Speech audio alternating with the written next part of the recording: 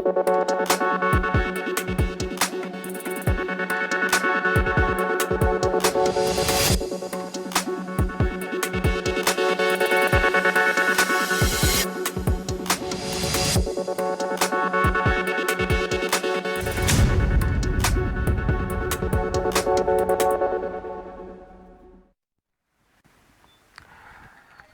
जन टीवी उत्तराखंड में आपका स्वागत है। मैं हूं आपके साथ भानु दीक्षित। सबसे पहले नजर हेडलाइंस पर।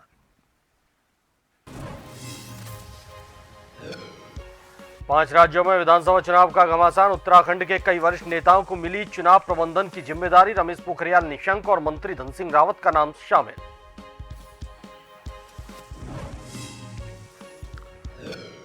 परमवीर चक्र से अलंकृत मेजर धन सिंह थापा के द्वार का भूमि पूजन। सैनिक कल्याण मंत्री गणेश जोशी रहे मौजूद। हंस फाउंडेशन की ओर से किया जा रहा निर्माण।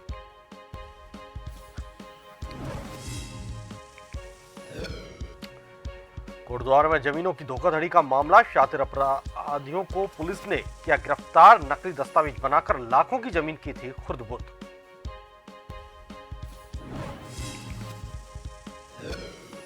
हरिद्वार में नशे के खिलाफ अभियान जारी। लोगों ने नशे को लेकर जताई चिंता। कहा, नशा कारोबारियों पर कसनी होगी नकेल।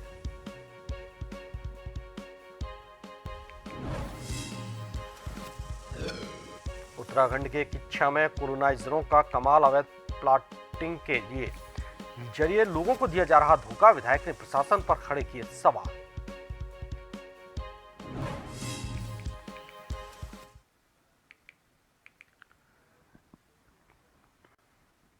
और खबर है विस्तार से। 5 राज्यों में विधानसभा चुनाव का बिगुल बज चुका है। भारतीय जनता पार्टी इन राज्यों में बेहतर चुनाव प्रबंधन के उद्देश्य से अन्य राज्यों से भी अपने कार्यकर्ताओं को जिम्मेदारी दी गई है, जिसके तहत उत्तराखंड से कई वरिष्ठ नेताओं को राजस्थान और मध्य प्रदेश के अलग अलग जनपदों में चुनाव प्रबंधन की जिम्मेदारी सौंपी गई है। इस संबंध में भाजपा प्रदेश मीडिया प्रभारी मनवीर चौहान ने जानकारी देते हुए बताया कि चुनाव का बिगुल बजने से पहले ही पार्टी आलाकमान के द्वारा पूर्व मुख्यमंत्री डॉक्टर रमेश पोखरियाल निशंक, कैबिनेट मंत्री डॉक्टर धन सिंह रावत समेत कई वरिष्ठ नेताओं को राजस्थान और मध्य प्रदेश में अलग अलग स्थानों की जिम्मेदारी दी जा चुकी है।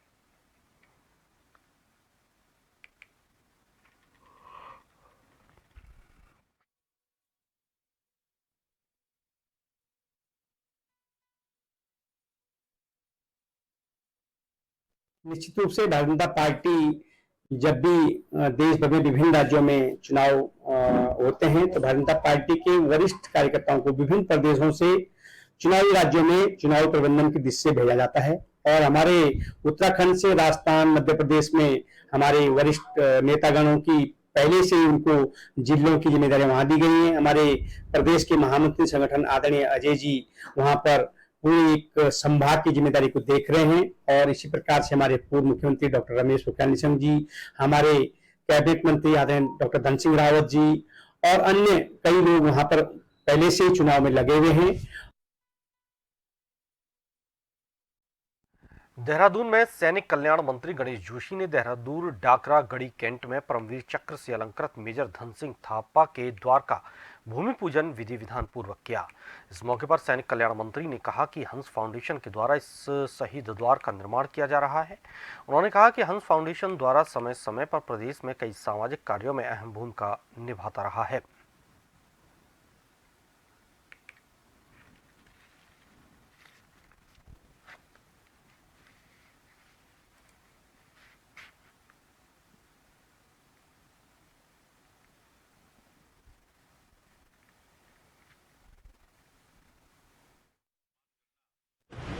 हर देशवासी का कर्तव्य है कि शहीद की कोई जाति नहीं होती, कोई धर्म नहीं होता, वो तो देश के लिए प्राणों को निछावर करता है। और आज परमवीर चक्र विजेता लेफ्टिनेंट कर्नल धन सिंह थापा द्वार का भूमि पूजन मेरे द्वारा किया गया। मैं आभार व्यक्त करना चाहता हूँ परम पूज्य मंगला माता जी का, जिनका सामाजिक सेवा में, समाज के उत्थान में बहुत बड़ा योगदान है। उनकी कृपा से ये द्वार बनाया जा रहा है। शीघ्र ये द्वार 2 महीने के अंदर बनकर तैयार हो जाएगा और आने वाली हमारी भावी पीढ़ी है उसको इससे प्रेरणा मिलेगी।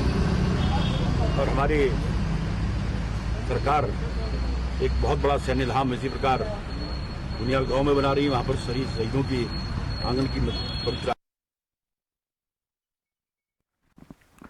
लाल कुआं कोतवाली परिसर में आगामी त्योहारों के मद्देनजर अमन कमेटी की बैठक आयोजित की गई, जिसमें दशहरा, दुर्गा पूजा, वाल्मीकि जयंती, दीपावली आदि पर्वों को शांतिपूर्वक रूप से मनाए जाने की अपील की गई। तो इन कोतवाली के प्रभारी निरीक्षक डीआर वर्मा ने व्यापारियों से दीपावली पर्व पर निर्धारित स्थानों पर ही पटाखों की दुकानें लगाने की हिदायत दी। इसके साथ ही सभी व्यापारियों से सीसीटीवी कैमरे लगाने की अपील की गई, जिससे चोरी की वारदातों पर अंकुश लगाया जा सके। इसके साथ ही जुआरियों को सख्त चेतावनी देते हुए जुआ, सट्टेबाजी खेलने पर कठोर कार्रवाई की जाने की हिदायत दी।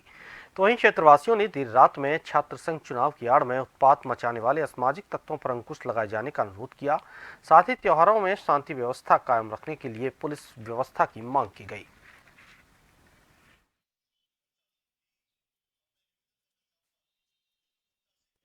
पीस कमेटी की तो संपूर्ण थाने से, जिसमें बतौर से गुप्ता से, लालकुआं से, गणमान्य इस त्यौहार को सकुशल कैसे संपन्न किया जाए, इसके बारे में चर्चा की गई। क्या प्रिकॉशन बरता जाए, इसके बारे में बताया गया। सभी को सुरक्षित रहने और सकुशल त्यौहार मनाने हैं। दीपावली पे हर जगह शिकायत आती है, इसी परिप्रेक्ष्य पे बताया गया है, सभी को समझाया गया है और सचेत भी किया गया है। यदि इसकी शिकायत होगी तो सख्त कार्रवाई। भगवानपुर औद्योगिक क्षेत्र में कंपनी में भीषण आग लगने के बाद से अग्निशमन विभाग अलर्ट मोड पर नजर आ रहा है। आपको बता दें कि अब त्योहारी सीजन भी शुरू हो चुके हैं और कई दुकानदारों ने बिना परमिशन के अपनी दुकानें खोल रखी हैं, जिसमें पटाखे और अन्य सामग्री बेचते हैं, जो कि आसपास के लोगों के लिए खतरा साबित हो सकता है। तो वहीं अग्निशमन विभाग अब लगातार चेकिंग अभियान चला रहा है ताकि कोई घटना न हो। अग्निशमन अधिकारियों का कहना है कि लगातार चेकिंग अभियान चलाया जा रहा है। जो भी दुकानदार बिना अनुमति के आबादी वाले इलाकों में पटाखों की दुकान या स्टोर करते हुए पकड़ा गया तो उसके खिलाफ सख्त कार्रवाई की जाएगी।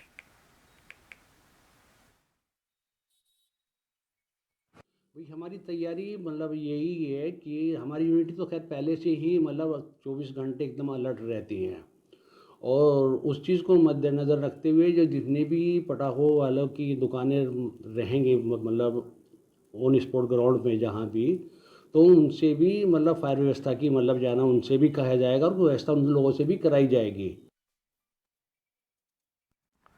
जोशीमठ के मुख्य बाजार में सड़क पर हवा में झूल रहा दूरसंचार विभाग के क्षतिग्रस्त पोल का अब प्रशासन के संज्ञान में आने के बाद संबंधित विभाग द्वारा आज दोपहर बाद सड़क से हटा दिया गया ताकि कोई बड़ा हादसा न हो सके। बता दें कि जोशीमठ मुख्य बाजार में सड़क के किनारे खड़े इस पोल पर किसी मालवाहक ट्रक द्वारा रात्रि में टक्कर मारने से पोल पूरी तरह से टूटकर सड़क की ओर झुक गया था, जिसके ऊपर विद्युत तार झूल रहे थे। ऐसे में कोई बड़ी अनहोनी होने से पहले जन टीवी ने प्रमुखता से इस खबर को प्रकाशित किया था और जन टीवी के द्वारा खबर प्रकाशित होने के बाद स्थानीय प्रशासन ने संज्ञान लिया, जिसके बाद स्थानीय प्रशासन ने त्वरित कार्रवाई करते हुए इस पोल को आज सड़क से हटा दिया है।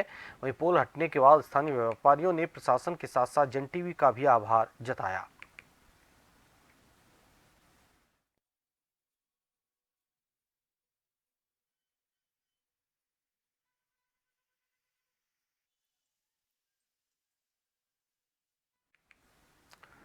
तो वहीं कोटद्वार में लगातार जमीनों की धोखाधड़ी के मामले बढ़ते ही जा रहे हैं। फर्जी दस्तावेज तैयार कर नकली भूस्वामी को असली भूस्वामी बनाकर लाखों रुपए की जमीन खुर्द-बुर्द करने के मामले में कोटद्वार पुलिस ने 3 शातिर अपराधियों को गिरफ्तार कर सलाखों के पीछे पहुंचा दिया। एएसपी जया बलोनी ने बताया कि वादी अमित जोशी द्वारा एक शिकायती प्रार्थना पत्र थाने में दिया गया था, जिसमें उनके जीजा की दुर्गापुरी की भूमि को अभियुक्ता अनामिका मैठाणी और उसकी साथी कुसुम व निधि बिंजोला ने आपराधिक षड्यंत्र कर वादी के जीजाजी के फर्जी दस्तावेज तैयार कर धोखाधड़ी से 13 लाख रुपए में जमीन बेच दी। पुलिस ने तुरंत मामले का संज्ञान लेते हुए विभिन्न धाराओं में मुकदमा दर्ज कर तीनों आरोपियों को गिरफ्तार कर लिया है।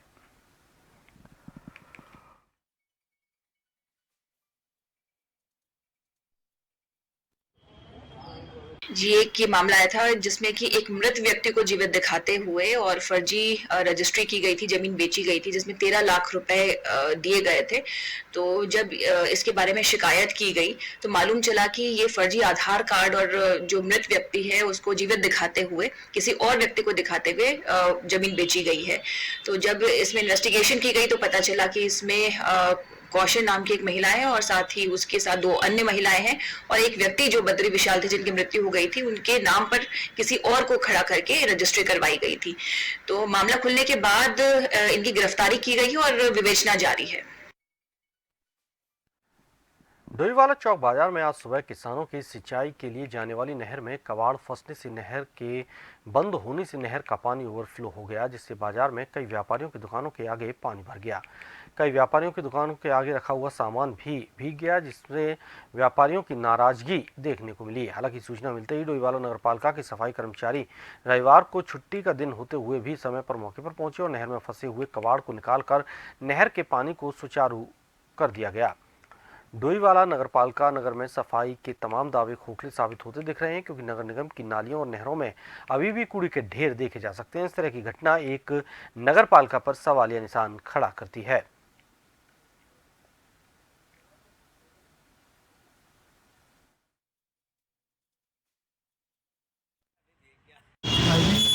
हमारा नगर पालिका से अनुरोध है कि समय समय पर सफाई होनी चाहिए। जहाँ पर नालियाँ खुली हुई है वहाँ पर एक जाल लगाना चाहिए, क्योंकि आगे त्योहारी सीजन आ रहा है। त्योहार के मद्देनजर बाजार में जो है लोगों का आवागमन ज़्यादा रहता है, इसकी सुविधा को देखते हुए निरंतर सफाई होनी चाहिए। और जहाँ पर नालियाँ चौक होती हैं वहाँ पर जो है जाल लगाकर विशेष रूप से ध्यान देना चाहिए। पूरी नगर पालिका से अनुरोध है कि समय समय पर खुली नालियों का जो है जो लोग वहाँ पर खुला कूड़ा गिरते हैं उनकी सफाई के लिए विशेष ध्यान देना चाहिए। आज सुबह के टाइम पे जो किसानों ने अचानक जो पानी बांधा है नाली में, उसकी वजह से जो है कबाड़ बहुत ही ज़्यादा ये नालियों में फंस गया, जिसमें जो है कर्मचारी आज इतवार का दिन छुट्टी का दिन था, लेकिन फिर भी जो है बाजार की जो स्थिति खराब हुई है उसको देखते हुए कर्मचारी को तुरंत जो है आवश्यक कार्य के लिए यहाँ पर बुलाया गया और ये नालियों की जो है सफाई वगैरह ये सारी कराई गई। जहां पूरे देश में दशहरा पर्व पूरे धूमधाम का त्यौहार बड़ी ही धूमधाम से मनाया जा रहा है, तो वहीं रुड़की के दुर्गा चौक स्थित मां दुर्गा के मंदिर में सुबह से ही श्रद्धालुओं की भीड़ लगी रही। आज अष्टमी पूजा में लोगों ने कन्याओं की पूजा अर्चना की और मां का आशीर्वाद लिया। भक्तों को मानना है कि इन 9 दिनों में मां की पूजा अर्चना कर उनकी मनोकामनाएं पूर्ण होती हैं। तो वहीं इस मौके पर मंदिर के पुजारी सागर का कहना है कि इन 9 दिनों में माता के 9 रूपों की पूजा की जाती है। तो वहीं दशहरे को लेकर भक्तों में काफी उत्साह देखने को मिल रहा है।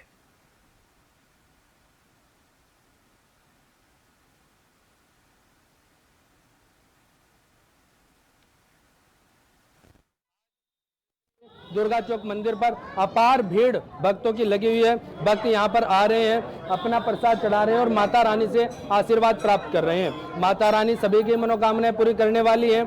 यहाँ पर श्री मां दुर्गा चौक मंदिर समिति के द्वारा बहुत ही भव्य व्यवस्था की गई है, बहुत ही सुंदर मंदिर को सजाया गया है एवं भक्तों के प्रसाद चढ़ाने की बहुत ही सुंदर व्यवस्था की गई है। तदुपरांत आज मां दुर्गा चौक मंदिर नेहरू स्टेडियम पर शाम को 4 बजे से दुर्गा माता का हवन होगा, जो पूरी सप्तशती से किया जाएगा।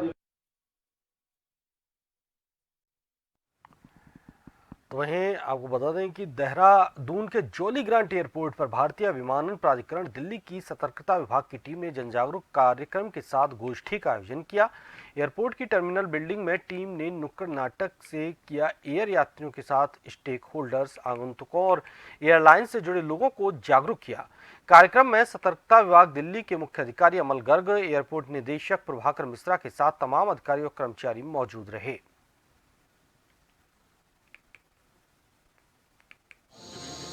कमीशन ने एक मुहिम चलाई है 3 महीने की, जिसमें ये कहा गया है कि एक पिटपी रेजोल्यूशन 2004 है, उस पिटपी रेजोल्यूशन के अंतर्गत हम लोग एनकरेज कर रहे हैं कि लोग बाग जो है कंप्लेंट्स जो करना चाहते हैं सरकारी विभागों के अगेंस्ट, सेंट्रल गवर्नमेंट के अगेंस्ट, तो वो आएँ और कंप्लेंट करें और उनकी कंप्लेंट के ऊपर एक्ट किया जाएगा टाइम बाउंड मैनर में, और उनका नाम भी गोपनीय रखा जाएगा। पुराना रेजोल्यूशन है लेकिन अभी तक बहुत ज़्यादा यूज़ नहीं किया जा पा रहा था, तो उसको हम प्रोपेगेट कर रहे हैं, लोगों को बताना चाहते हैं। और फिलहाल यहाँ रुकेंगे एक छोटे से ब्रेक के लिए।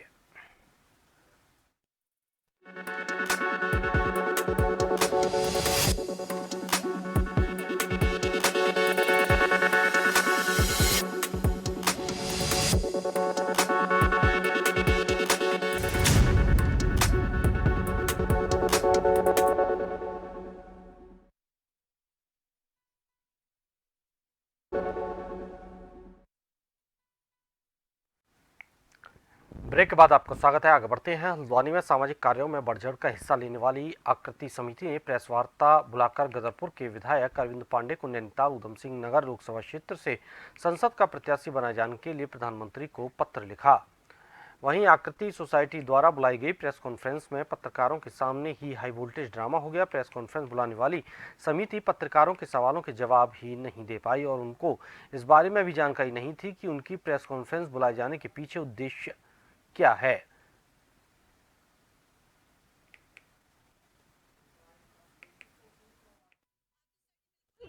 बीजेपी के लिए काम नहीं करेगी। हम एक सोशल वर्कर हैं और सोशल वर्क की तरह ही काम करेंगे। फॉर फ्यूचर भी उन्हीं के लिए काम करेंगे। हम सीनियर सिटीजन के लिए वर्क करते हैं, बच्चों के लिए काम करते हैं, गरीब बच्चों के लिए, उन्हीं के लिए काम करेंगे। तो बहकावा किसने करा मैडम की प्रेस कॉन्फ्रेंस करी उसके ये तो मेरे अध्यक्ष जी का मैसेज आया, मैंने दिखा दिया अभी। तो हम यहाँ पे आए। अदर बुलाई किसने?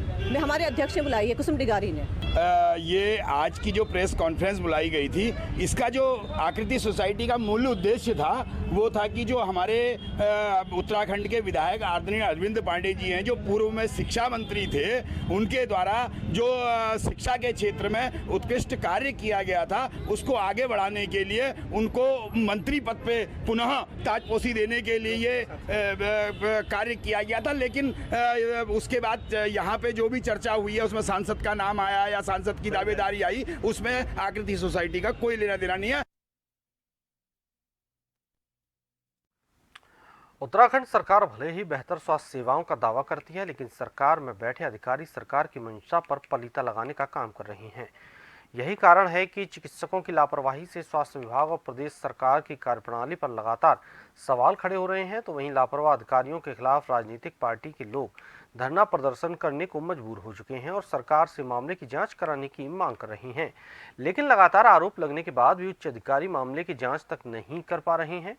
मामला उधम सिंह नगर के बाजपुर सामुदायिक स्वास्थ्य केंद्र का है, जहां चिकित्सक दंपत्ति पर स्वास्थ्य केंद्र में मनमानी और मरीजों से अभद्रता करने का लगातार आरोप लग रहा है।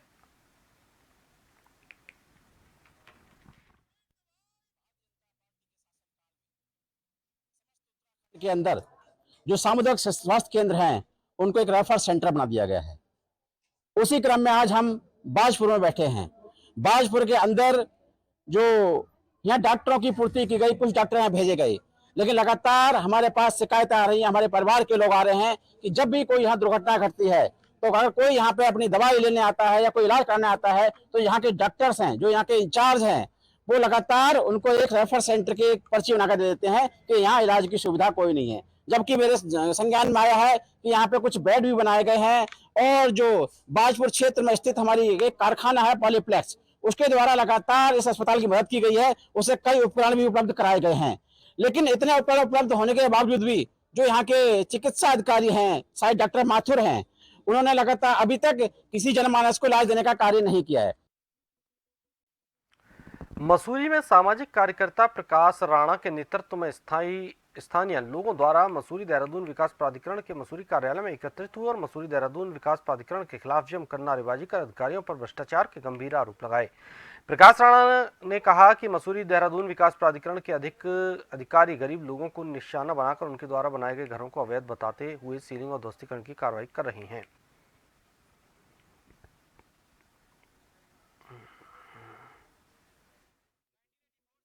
मसूरी में एमडीडी आया और आज 2023 चल रहा, लगभग 40 साल होने जा रहे हैं। एमडीडी के पास कोई बायोलॉजी नहीं, तो ये एमडीडी यहाँ लाया क्यों? किस लिए? आपने ना कोई यहाँ का कोई मानक बनाया, न यहाँ आपका कोई नियम चल रहा है। आपके अपने खुद के नियम है, देहरादून के नियम है, यहाँ टाउन प्लान है नहीं, और देहरादून के हिसाब से यहाँ चालान कर रहे हो आप।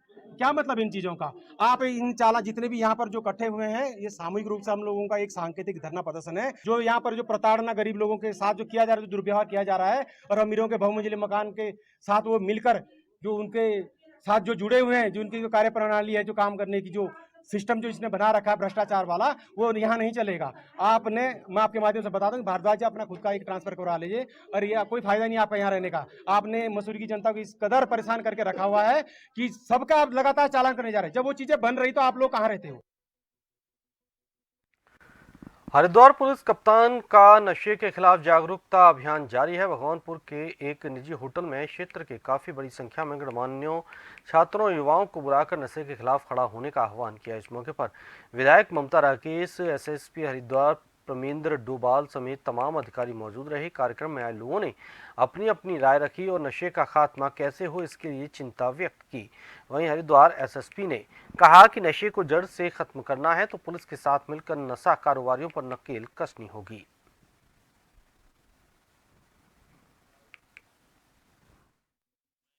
का आयोजन किया गया था जिसमें समस्त भगवानपुर के जितने क्षेत्र के निवासी हैं, गणमान्य व्यक्ति सभी लोग सम्मिलित हुए थे। यहाँ पर छात्र भी सम्मिलित थे। इन सबके समक्ष एक ही चीज़, एक चुनौती हमारे बीच में सबसे बड़ी जो आसपास जो नशा जिस तरीके से अपनी जगह बनाता जा रहा है समाज में, इसके विरुद्ध सभी लोगों को एकत्रित करके सभी लोग इसके विरुद्ध एक कार्रवाई करने के लिए हम लोग इकट्ठा हुए थे। उसकी रणनीति हम लोगों के द्वारा आगे जो बनाई जाएगी, इस पर एक साथ सबको मिलकर कार्य करना है। इसी को लेकर हम लोग यहाँ पर उत्तराखंड के किच्छा में कॉलोनाइजर द्वारा नियम कानून को ठेंगा दिखाकर अवैध रूप से प्लॉटिंग की जा रही है। किच्छा क्षेत्र में अवैध कॉलोनी काट कर सुविधाओं के नाम पर आम जनता को बेवकूफ़ बनाने का काम किया जा रहा है। कॉलोनाइजर द्वारा प्लॉटिंग करने के बाद लाखों रुपए की वसूली कर कॉलोनी वासियों को उनके हाल पर छोड़ दिया जाता है। नगर के रुद्रपुर मार्ग नेशनल हाईवे किनारे काटी गई अवैध कॉलोनी क्षेत्र में चर्चा का विषय बनी हुई है। बहुत कम कॉलोनियाँ ऐसी हैं जो रेरा से अप्रूव्ड हैं और इतना डेवलपमेंट बिल्कुल नहीं है वहाँ। सड़कें हैं नहीं, पानी की योजना है नहीं, बिजली है नहीं, सारे लोग परेशान हैं। मैं बरसातों के दिनों में यहाँ देखो तो सारा दिन कॉलोनियों के लोग आते थे। अभी मैंने गांव का दौरा कर रहा हूँ, अभी मैंने 40% भी नहीं किया है, दोबारा से शुरू किया है। पिछली बार साल पूरा एक एक गाँव घूमा था, अब दोबारा घूम रहा हूँ। तो सब जगह पे कॉलोनियाँ कटी हुई हैं और लोग जो है रोते हैं, साहब सड़क चाहिए, बिजली चाहिए, पानी चाहिए। तो विधायक या कोई कहाँ से लेके आएगा? तो ये इन कॉलोनियों के मामले को लेकर मैं गंभीर हूँ। जिला प्रशासन से बातचीत करूंगा, कॉलोनाइजर के खिलाफ सख्ती करे सरकार। हरिद्वार के एसएसपी प्रमेंद्र डोभाल की अध्यक्षता में थाना सिडकुल क्षेत्रांतर्गत सिडकुल एसोसिएशन के पदाधिकारियों के साथ गोष्ठी आयोजित की गई, जिसमें दोनों की तरफ से विभिन्न मुद्दों पर पुलिस और सिडकुल संगठन द्वारा बेहतर व्यवस्था बनाए जाने में आपसी समन्वय को बेहतर करने के साथ साथ कई मुद्दों पर चर्चा की। करीब 2 घंटे चली बैठक में विभिन्न मुद्दों पर गंभीर चर्चा परिचर्चा रही। तो वहीं पुलिस कप्तान द्वारा एक्मस कंपनी के नए फायर टैंकर को हरी झंडी दिखाकर रवाना किया गया।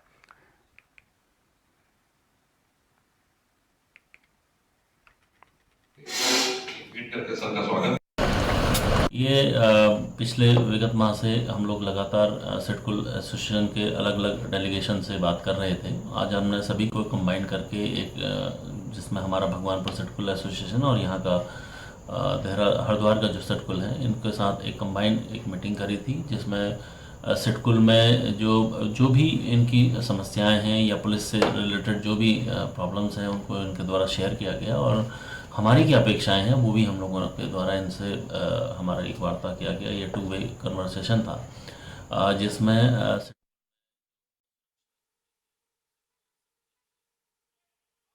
ने डीएवी पीजी कॉलेज की दीवार गिरने से हुई युवती की मौत के लिए जिम्मेदार अधिकारियों के खिलाफ सख्त कार्रवाई की मांग की है। शिषपाल सिंह बिष्ट ने कहा कि कई बार शिकायत के बावजूद भी कॉलेज और जिला प्रशासन ने कोई कार्रवाई नहीं की, जिसकी वजह से एक मासूम ने अपनी जान गंवा दी। उन्होंने कहा कि ये मौत नहीं बल्कि हत्या है।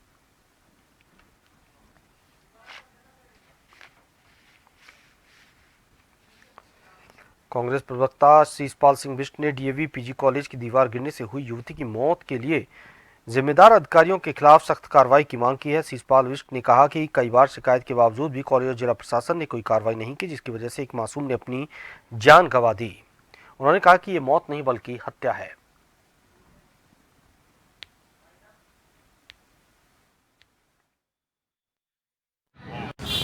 देखिए, डीएवी कॉलेज की जर्जर और जीर्ण शीर्ण दीवार जो है एक होनहार और निर्दोष बेटी के ऊपर गिर गई और आपने देखा कि असमय वो हमारे बीच से चली गई, उस बेटी को जान गंवानी पड़ी। आखिर ये किसकी लापरवाही है? कहा जा रहा है कि छात्र संगठन लगातार उस दीवार की मरम्मत की मांग कर रहे थे, आखिर उसका पुनर्निर्माण समय रहते क्यों नहीं किया गया? मुझे लगता है डीएवी के प्रधानाचार्य या वहाँ का प्रबंधन किसी अनहोनी का ही इंतजार कर रहा था, जो अब घटित हो गई है। ये गंभीर चूक है, गंभीर लापरवाही है, दोषी बख्शे नहीं जानी चाहिए, निष्पक्ष जांच। इसी के साथ इस बुलेटिन में फिलहाल इतना ही। आप देखते रहिए जन टीवी।